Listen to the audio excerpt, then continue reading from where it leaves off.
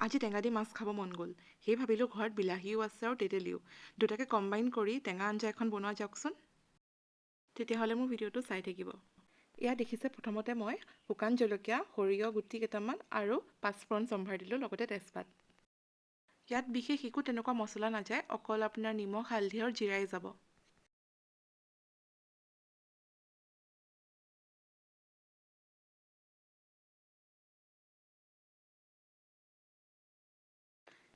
এতিয়া মই তেতেলী পানীখিনি দি দিম, বাছ খেল ইয়াতে খতম আৰু। আপোনাৰ টেঙা খাবলৈ যদি মন যায় এনেকৈ বনাই খাবচোন, খুব সোৱাদ হয়। আজি মই বনালোঁ, খায়ো খুব সোৱাদ লাগিলে।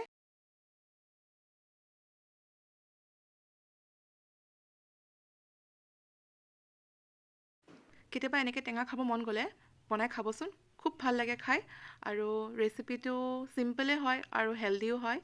তেতিয়াহ'লে মোৰ ভিডিঅ'টো সম্পূৰ্ণভাৱে চাব আৰু পাৰে যদি ফ'ল' কৰি দিব।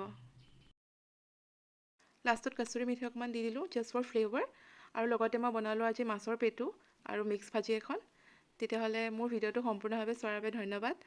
আশা কৰোঁ মোৰ ভিডিঅ'বোৰ চাই আপোনালোকে যে ভাল পায় আৰু লাইক আৰু কমেণ্ট কৰিব আৰু ফ'ল' কৰিব নাপাহৰিব। Thank U.